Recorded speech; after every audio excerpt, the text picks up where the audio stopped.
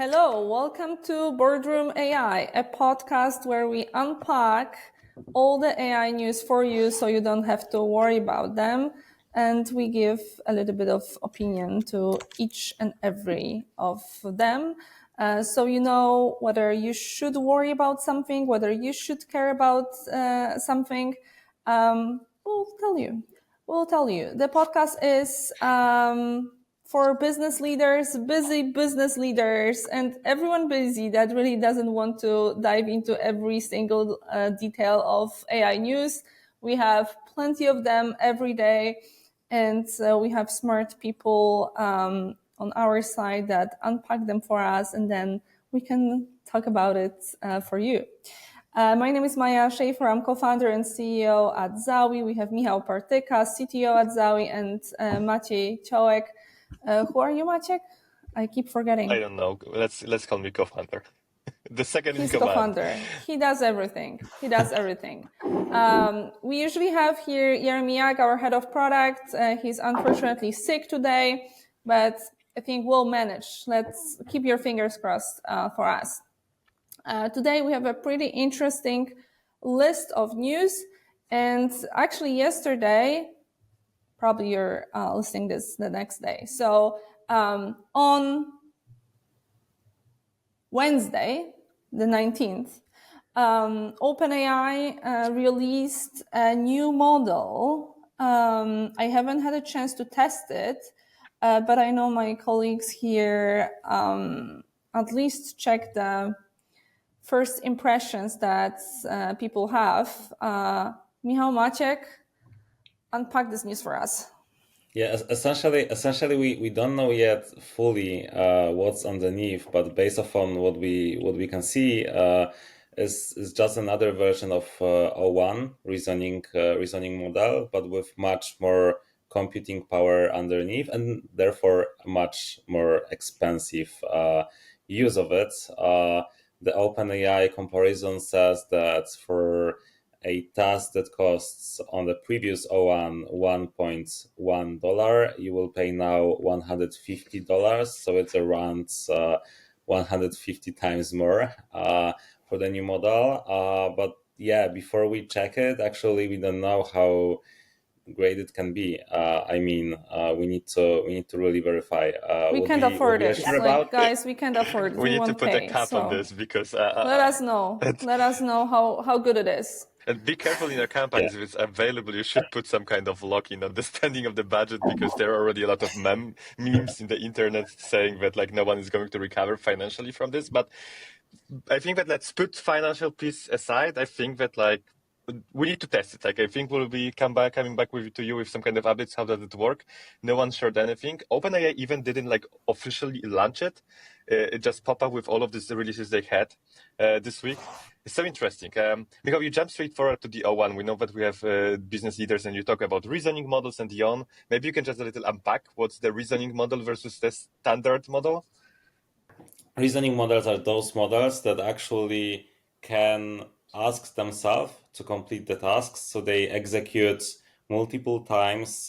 They distribute the queries to themselves multiple times, and therefore delivers better results. That's the simple explanation. There are different techniques to actually how you can do this with models, but it means that the model is actually executing a lot of queries to itself.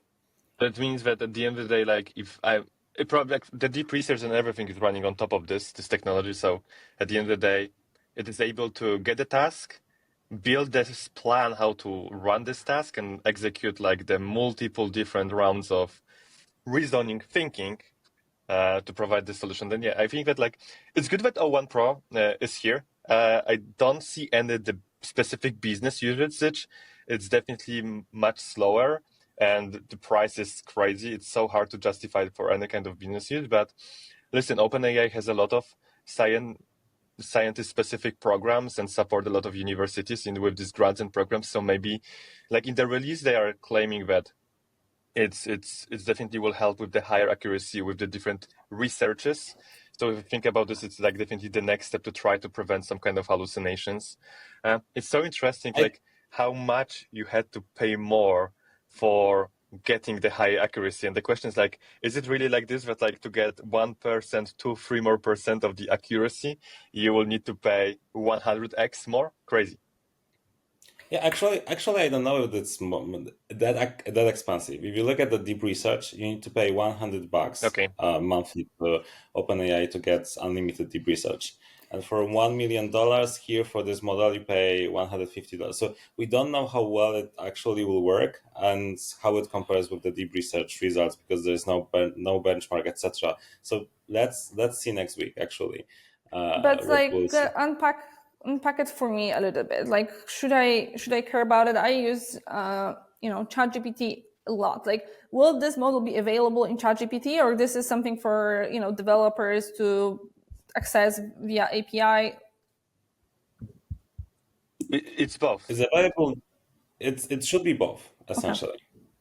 So you can use it and you can definitely test it, but it's also available for their new API. There is a new OpenAI API. Michał will jump in this topic in a second, but yes, you are able to use it and you will be able to use it as well. So definitely like people will be able to test it out. We'll need a specific model to tell us which model we should use, because there are so many. Like, how can I even choose which one should I pick for a certain task? If this is so smart, it should choose the model by themselves. Like, it should be able to say, okay, I'm using this model for this task. And you know what? Actually, OpenAI has released their new agents, and one of the features around it was already available as something not really quality-wise well on the previous Assistance API, but the new agents from OpenAI gives you this ability to route through agents. So you what they propose is actually you build a triage agent that have okay. Wait. So Maya, we will dive into agents. I'm sorry, I was wrong. The o1-pro is only available for developers API. So I'm sorry you won't be able to use it. Yes, so you need to give us a chance, me and Michał, to make a couple of API calls with a cap on the spend, and we'll take a look exactly how does it work. We'll tell you. Okay, awesome. So before we dive into agents, new release from OpenAI, let's just summarize what we think about this new, how this model is called? o1-pro. o1-pro. Okay, o1-pro. Should I care as a business leader about it for now? It's too early to say what the business value you can get, because... So I shouldn't. Stop it. I shouldn't. There is like, I disagree. Because if this is the API version, and Michał will be talking about the new response API that they released, maybe this is already the answer I was talking on the last episode of our podcast, that are we going to have access to the deep research using our business data? The API they released allows you to connect your business data, and you can take care of it as a developer.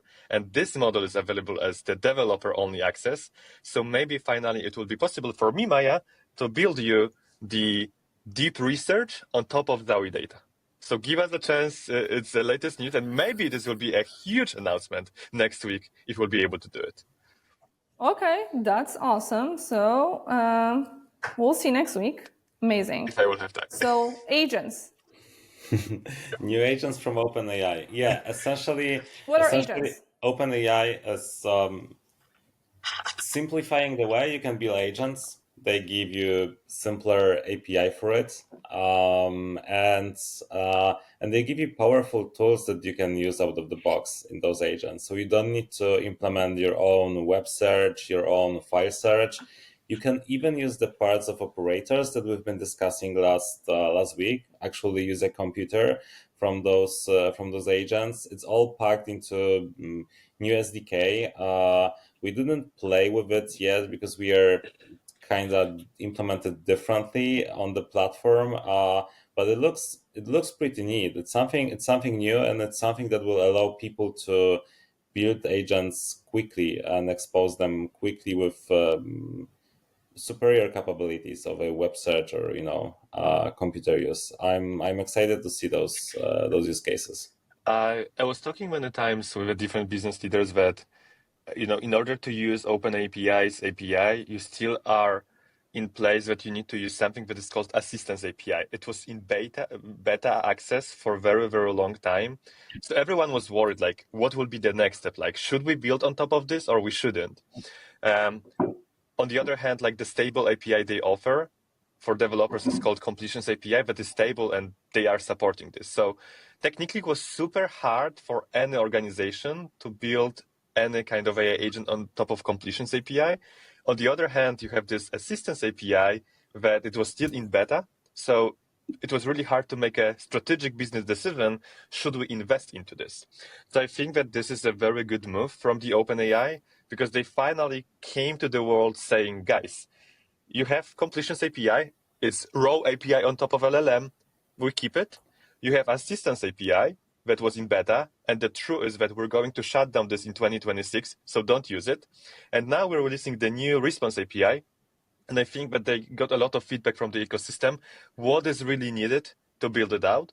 And Maya, actually, this API allows you to connect this different data, and as we talk, we can connect their o1-pro model. So definitely it allows to have much more flexibility.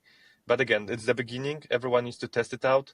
The problem is that still it's an API and you don't know exactly what is happening behind the scenes. So it gives you some kind of better control. But still, if you want to build like the production ready application, and we know that developers, engineers want to have the full control of everything that's happening, it can be still like, the question is like, what's the level of the black box you're getting there? And we need to take a look at this. That's the biggest fear on the market that I've heard, vendor locking in general.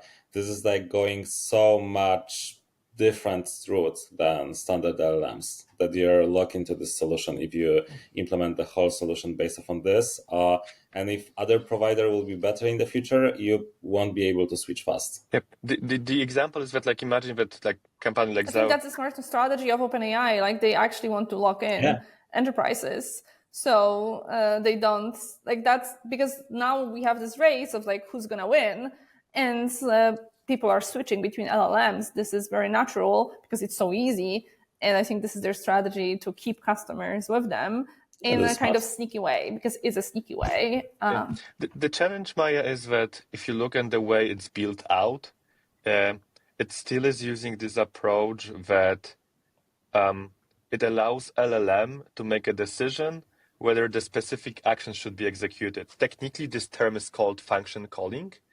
And you still, in the business use cases, this is something I would love to deep dive, how they are going to protect users from situations where you're still giving LLM a way to decide whether the specific functions should be called or not, and how to interpret the outcome of this function. So already they release it. Definitely there will be a lot of ways to play around this. It's a good move because right now, at least the strategy of the OpenAI is clear. If someone wants to build on top of AI, use Response API moving forward, or Agent API they release.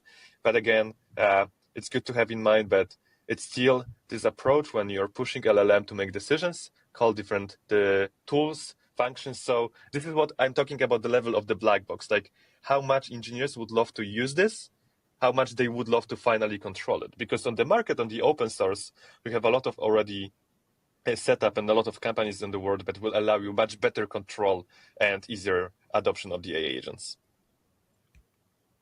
Okay, so look into this. It's interesting news, but be aware of the sneaky OpenAI strategy to lock you in.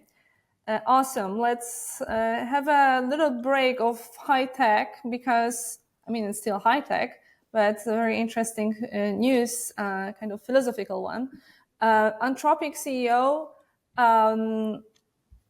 wants AI to be able to quit from their job. So essentially, there is this news that CEO of Anthropic thinks that AI should or will feel dissatisfaction, or how they called it?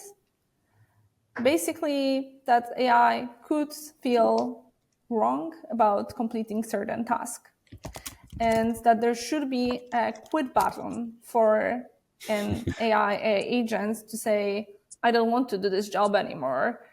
I mean, I like we talk a lot about the fact that LLMs don't really think, that this is maths, that this is, like that, yeah. And here we see, okay, like maybe it can take over the world and like feel something. Is it even possible? It's just PR. Like, what do you think, guys?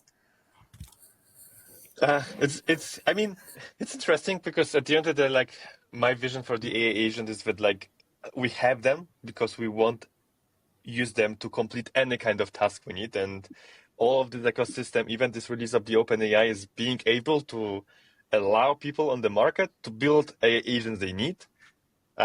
Having the AI agent that you don't know if it will do the task because you can just say, no, I'm not gonna do this. It's an interesting strategy.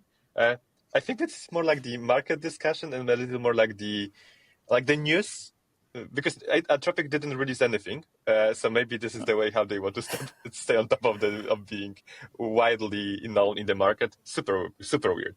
I don't know, Michał, what do you think? Michał, ethically,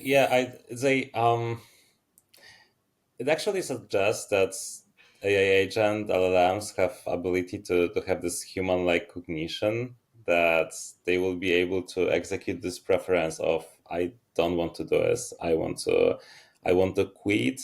And yeah, this is something that is like an ongoing ethical discussion where we put the boundaries and how fast will those technologies evolve. I don't have any strong opinions here.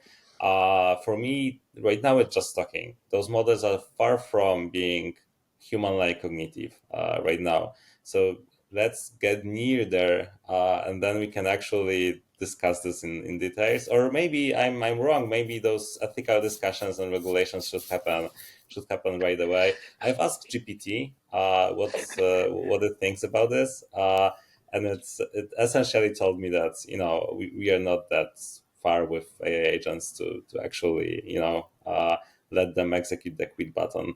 So that's the opinion of our model. I think that like the question here is more like, because like this is like, guys, like today, if you go to any AI agent on the market, ChatGPT, Gemini, DeepSeek, whatever, if you will ask them to do something and the owner of this AI agent train them to tell you that they are not doing this job for you, it's already happening. Like if you will ask, let's say, ChatGPT how to build the weapon, it will tell you, I'm not going to tell you this, because there is already a set of guidelines of not doing this job. So I don't think so that like the idea of having AI agent that will tell you, I'm not going to do the job, is something new, because a lot of companies already put these guidelines to have it. I think that the way we should read this news is that like actually, can we have the AI agent that will autonomously make a decision that it's not gonna to make this task? But again, like it will be still hallucination, because as we talked many time, like the only way how this LLM model could make a decision is just running these different words and making, okay, this time I will do it for you, the other time I won't do it. If you really want to have a deterministic idea that this AI agent won't be working in the customer service, for example, the author of this model needs to train it to be able to say it. So super interesting. It's not clear if it's like talking about being fully autonomous decision or what they have in mind. I don't think it's about training much. No? I feel like they want to just put a guideline. Okay. If you feel that you're if you feel bad, just hit the quit button. That's the idea, and the models are not there yet. Yeah. But the idea is to give them those autonomous decisions to not execute your job because they are feeling bad about how you ask them, etc. Okay, I'm surprised that this is what CEO of Anthropic said, not, for example, Mistral. Like in Europe, we Europeans are usually the ones that bring those kind of topics to the discussion. But we can assure you guys that your AI agents won't quit the customer service job just yet. You have to be... You can sleep well. We'll force them to do this job. Don't worry about that. We are already, designing programs to train them well so they don't think about quitting. Maybe we should bring some benefits for them so they don't want to quit. How about that? Maybe we'll treat AI agents like people. Like we'll organize, pizza parties for them. How about that? I'm looking forward to Elon Musk comment on that. Maybe there is already on X. That could be fun. But no, this is just PR. This is a clickbait. Disregard for now. But interesting discussions in general, like what's going to happen with AI agents. Will they behave like human? Will they be able to quit their job? Oh my God, I think we are way, this is just far, far away from that. Don't worry about it. Implement AI agents. You're going to be good. Okay, let's come back to high tech then. We talk about OpenAI and their releases. We talk about Anthropic and lack of releases. Let's talk about Google. What's Google cooking for us?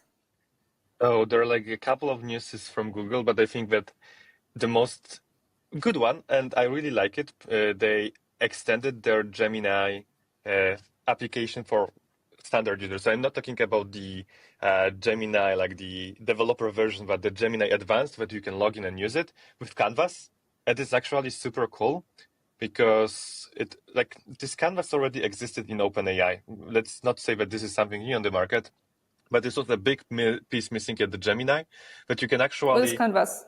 Yeah, so the canvas is that you can say hey, you can switch the canvas mode, and then instead of having this standard chat-like experience, you have the full screen document, like Word document. I hate it. I like it. I hate it. This is the worst thing ever. It slows everything down. It opens this, there's an animation. This is crazy.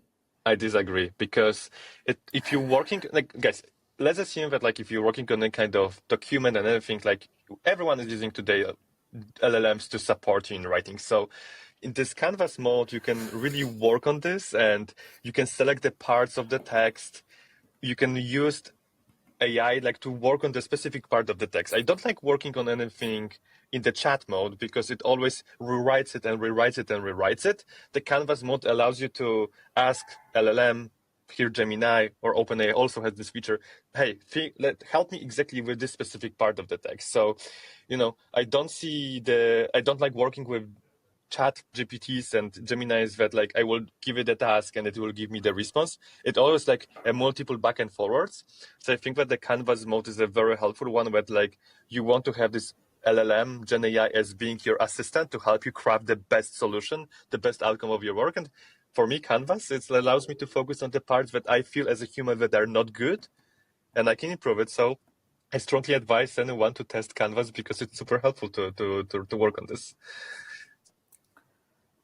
Why you don't like it? Okay, they have different users. I'm just such a heavy user that I think this is very typical for human beings, right? I liked the previous version. I'm used to that. And now they changed it, and it opens this new screen, and I need to get used to that, and they'll be fine. You need to adopt. Because you're able to change the part of the document, tweak some parts only, and not wait for the whole response, which was very frustrating for me in the past. But I agree. People need to adopt. People don't like changes. AI agents are fine with that. Hire AI agents. This is that's if you guys build any kind of software, that you don't really need to build software. It's normal. You can change something in the office, and some people won't like it. But this is for good. So the new people will be oh, this is amazing. But the people that are used to do it a different way, they are oh my gosh, it's a change. I don't like it. But on ChatGPT, sometimes it is forcing you to switch to the canvas mode. Yes. But OpenAI gives you the option to choose. It's not forced. You're switching. It's easier. So you would like Gemini better because you can just stay in the chat mode. One thing here, because we're talking about developers and building something, this canvas mode they introduced is really cool because they also have a developer part. So instead of having the Word document editor, you can have a code editor with a preview. So for example, you can give it a task to build you the landing page, and then you can work on the specific parts on the landing page and just improve it. So this is so cool because people who are not tech heavy, Can you just like give it as build me line? I did it yesterday, and then you can. Developers don't listen to him, actually. If you want to develop anything, use the AI agents for coding, use the AI cursor, Copilot, etc. If you want to experiment, sure, but it's so slow on the Gemini level or on the GPT. We have definitely different opinions, because imagine, Michał, that there is Maya who would like to have like launch the landing page, and instead of doing this with Figma, she can just get it on this canvas with Gemini today and work on the specific parts. Like Maya will show you. It's really cool. Okay, so maybe next week let's show people here. Let's do screen sharing and let's show them. I can compare canvas of OpenAI and Gemini next week. Let's do it. Okay, let's do it. Put it into agenda. This is great. We don't share screen just yet. Like we should show you some stuff, guys. This is the improvements. You didn't give us this feedback, guys. Like, where's your feedback? This is what we're gonna do. If you don't like it, let us know. Cool. So they say it's a cool feature. We'll see next week. But there's more from Google. Like, what is Gemma? I see Gemma3, so probably we had Gemma1 and Gemma2. But I don't know what is Gemma. And how we can compare? So like, is it Gemini? Like, what is it? What is it? There is Gemini and Gemma. You know it, yeah. So Gemini is a male and Gemma is a female. No, the differences are different. What I said, like it's different. They are different. There are different use cases. So it's funny that like there is a Gemini 2, a Gemini Flash 2, but Gemma is free. So it looks like that maybe Gemma is more advanced than Gemini. Guys, the naming of this stuff on the market is so crazy. Anyway, so simply speaking, Gemini, when you hear about Gemini, these are the enterprise-ready products from Google that you pay for them for tokens or for the access. You can have Gemini Advanced, so the solution for end users when you can use it in your work and so on. Like ChatGPT, so they have Gemini. Gemini is also this model that companies can use it through the API and integrate to their software. Gemma is the open source version of Gemini. So the technology they are using behind the scenes to build Gemini and to offer this Gemini as an API, Gemma is a fully open source model that you can use it and build it out, which is really great because, for example, OpenAI doesn't contribute to open source ecosystem. They don't release it. You don't have access to these models. We know that DeepSeek is open sourcing this stuff, and Google is also open sourcing this stuff. So Gemma is like the third version of the model they released. And Google, Gemma is a very interesting use case because Google is really working towards to make these Gemma models task-oriented and very small. So actually, you don't need to have internet connection access. You can run them on the device. And there is a lot of great use cases already of using Gemma as a part of your mobile application that you can run this model on the device. You don't need to connect to the data center in the internet. So I think that like Google is not trying to win this market to build the best open source model for everyone. The biggest one, because this is Gemini, this is how they are making money. But they released Gemma that allows open source community to build on top of this. And I really like this approach that you can get this very small Gemma model and use it in the specific, let's say, embedded version. So it's cool. I mean, this is also Google was doing. Then they were the first that released these BERT models a couple of years ago, and it really boost ecosystem. And Gemma is the next one. Of course, the naming is confusing for the businesses. Okay. Comment for the businesses. I think that you will still be using Gemini. Gemma is like something for the different communities or different companies who really want to build a specific model that they can build on top of Gemma. I can see this as a path to compliance at some point. We are getting better and better in those smaller models that you can deploy on your machines, right? The Gemma 3 actually have a lot of parameters already, and you're able to deploy it on one graphical unit. So essentially on your laptop, or if you're on AWS or GCP, you just spam the machine and and you can deploy this model, and all the data, everything is on your infrastructure. You're not sharing anything with anyone outside. Let's see, maybe that's gonna be the way that companies that cannot share the data outside will operate. This is a good view. I wasn't thinking about this way, because at the end of the day, like, we know that Mistral offers ability to deploy in your data center. So what they actually did, they open source a very good models that at the end of the day, like, the engineers can take it and deploy on your specific private data center. So from the compliance perspective with these financial institutions, this could be a huge positive impact. I agree.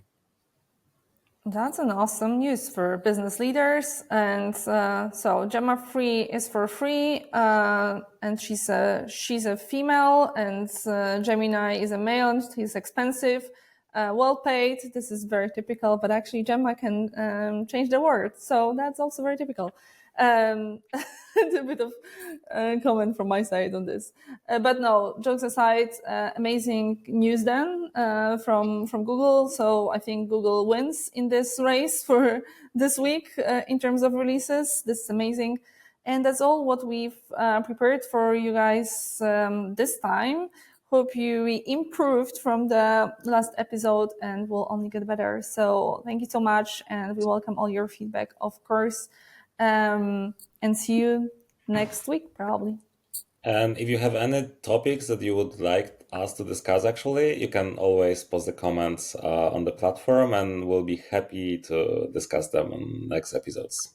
Thank you, everyone. Thank you so much. Bye-bye. Bye, guys.